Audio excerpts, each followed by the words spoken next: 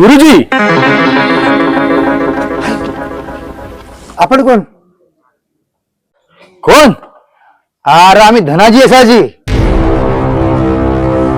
आपणास मानाचा मुजरा, पण आपण इथे कसे काय? आपल्या महाराष्ट्रामध्ये 350हून अधिक वर्ष लोटून गेली, पण फार कमी प्रमाणात महाराजांची अशी प्रतिमा बघायला भेटली.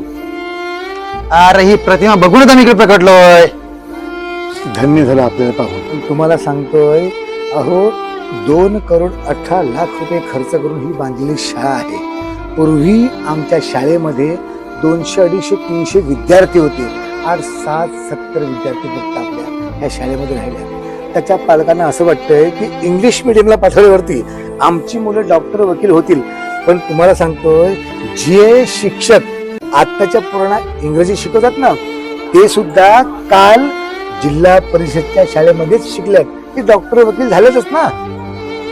अहो, आपल्या ह्या मराठी भाषेला महाराष्ट्र सरकारने अभिजात दर्जा दिला आहे, पण अजूनही शाळेमध्ये शिक्षक नाहीयेत. शाळेमध्ये आता 7वी इयत्ता असल्यामुळे इथे 7 शिक्षक पाहिजेत, पण शिक्षक 2 आहेत. विद्यार्थी पण काय करतील आणि पालक पण काय करतील?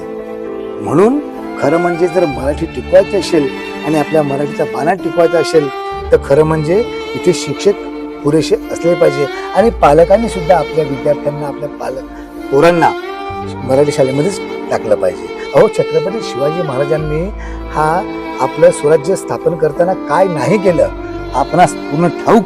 आम्ही स्वराज्य स्थापन करण्यासाठी जीवाची बाजी लावली. ती कशासाठी? ह्याच्यासाठी. खरं आहे तुमचं.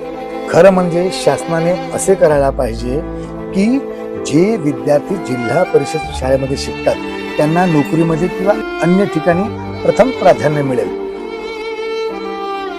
तुम्हाला एकच सांगतो, गेल्यावरती महाराजांना फक्त एवढंच सांगा की आपल्या महाराष्ट्रातील राज्यकर्त्यांना एवढी बुद्धी द्या की आपल्या महाराष्ट्रामध्ये मराठी आणि महाराजांचा इतिहास टिकेल.